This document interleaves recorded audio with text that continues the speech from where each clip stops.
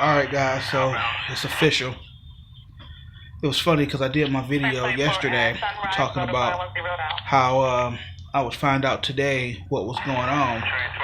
And a couple of hours later, my supervisor rolled up on me and gave me the necessary paperwork so that I could move up to this mobile position. And I knew last night, and I went home and I told my wife, and she was so excited. And I told my son, and he's like, "Oh, congratulations, man, you did it." You know, and honestly, in terms of time spent, like, I've only been with the company about 6 months. So to get moved up to supervisor in 6 months, it is a big deal. It really is. It reminds me of when my father worked at Taco Bell. And he would go above and beyond the Call of Duty. He would read back the order. He was always pleasant, counted out the change, made jokes with people, and they made him a manager in 3 months.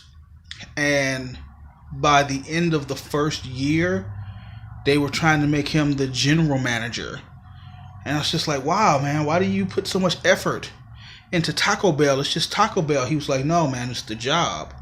You know, go into a job and give it everything you got, and somebody will notice. And I kept those words with me. I might not have always followed them, but I kept that with me. So to be here now, where in 6 months I'm a supervisor, it's nice. It's a big deal. I know I'm being very stoic right now. Like, you remember the first video when I first got the job? There was no big smile on my face. I wasn't overly excited, but I felt good. I felt real good about it. And that's where I am now. But honestly, this for me is a little bittersweet because I got the call from my supervisor this morning. And he explained what shifts they had available. There were 3 different shifts. One was a graveyard, which I didn't want to do. And then he had 2 other ones. One I'll get off at 11 and one where I'll get off at midnight. Either one of those are fine. But a graveyard, I can't do. But he's explaining it to me, and he's just like, yeah, you know, we'll probably, you know, have you go out with another supervisor for a couple of days so you can kind of, you know, see how things work and see how it goes. And it's like, yeah, supervisor. But that also means that I won't be here anymore. And if you followed me at all through this journey for this company, you know this is the station that I always wanted. This is, I remember they would put me here for like 2 weeks and I was like, yeah, I made it. This is my spot. And then they would move me again. I go, damn it. But I've been here now for months. And it's like, this is just my permanent home. This is where they stuck me. And I've been very happy here. But now it's time to let it go. And it's time to move on and do other things. And it's a little bittersweet. I feel like I'm being really scatterbrained here. But while I am excited to move on, while I'm excited that this is a promotion, there'll be more money, there'll be more respect, there'll be more responsibility, but ultimately, less work. I have a blind gentleman. He So, would like some help from the guard to get to the bus that he's trying to take. He's going to be standing at the ramp. oh wait, oh, is this for me? Up train 25. Train 25, he already deboarded. Hold on. I don't think I've ever answered a call with you guys. Let's. Copy train 25. Car 49 from Metro Patrol. Nope, not me. Guard 49. What? Guard 49. What? Car 49. Look Car at. 49 is a vision impaired gentleman on Wow, the completely lost my outbound train of line thought. in need of assistance. Like, it's just time to move on, you know? And I'm very proud of it. I really am. This is the first time in my life I've had a job where I felt respected at the job. And I'm not just a face or a number. I'm not just a yellow shirt walking up and down the streets of Sacramento. This job, I mean something to this company. Like, I talked to the boss today, and he was just like, yeah, I'm going to make sure that I make the time to work with you a couple of times because, you know, I haven't had that opportunity yet. And it's like, that's nice. Like, the boss wants to work with me. It's like, it's a big deal to me. I feel very fortunate to be in the position that I am. I'm happy to be in a job where my accomplishments mean something, you know. Like I was at work at DSP, and me and my boy Mike, shout out to Mike. I don't think he watches these, but that's fine. We started together and we were part time. We were like, man, we got to make full time. We got to make full time. We families. We got families. Let's do this, man. We got to get out there and do it for our wives and our kids. Let's do it. And we made full time together, and we're like, yeah, we did it. But there was really nowhere to go after that. And the only reason we got promoted was because out of necessity.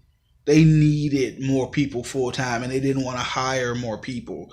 So it wasn't really an acknowledgement of my accomplishments.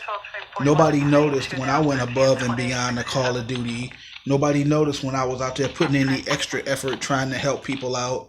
So this is the first job in my entire life where if I put in the extra effort, somebody notices. This is the first job in my entire life when I go above and beyond the call of duty. I get a phone call. Or, you know, like when I first started, I remember I was at the Broadway stop and that guy left his wallet with all his money in it. And I ended up, and I think, he left his phone too. No, it was a phone case with money in it and credit cards. And I called his wife, and then the guy came out and I gave it to him. And somehow that got back to the company. And like the big boss came out and he was just like, I wanted to shake your hand, man. And that was good work. And I was like, yeah. Like, it would have been real easy for me to keep his phone, take the money, or just take the money and then call and be like, I found this phone. But I had some pride in my work, and I wanted to make sure I did it on the up and up. Plus, I was new.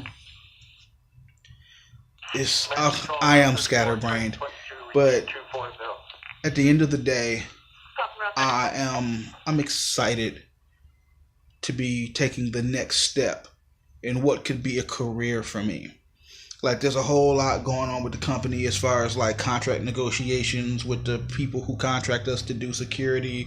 We don't know how that's going to play out, but at the same time, I don't think they'd be making moves to hire more people and get everything going if they weren't sure that this is how it was going to play out. So I'm excited to take this next step, but I'm sad to leave home. You know, it's like I got all my regulars. There's a guy who every day we have a 20-minute conversation about religion, and we have very intelligent debates, and you know, we leave each other with something to think about. There's an elderly lady with her service dog. Her name's Judy, and I talk to Judy every day. There's a little Asian girl who works at like a gym, and I see her every day. Like, there are even some high school kids. I mean, we're not the best of friends or nothing, but they used to seeing me and they say, hey, what's up, man? They give me a pound. I get them a pound. I be like, y'all ain't gonna give me no shit today, are y'all? And they, no, man, we cool. And they kind of like move on. I'm gonna miss the camaraderie.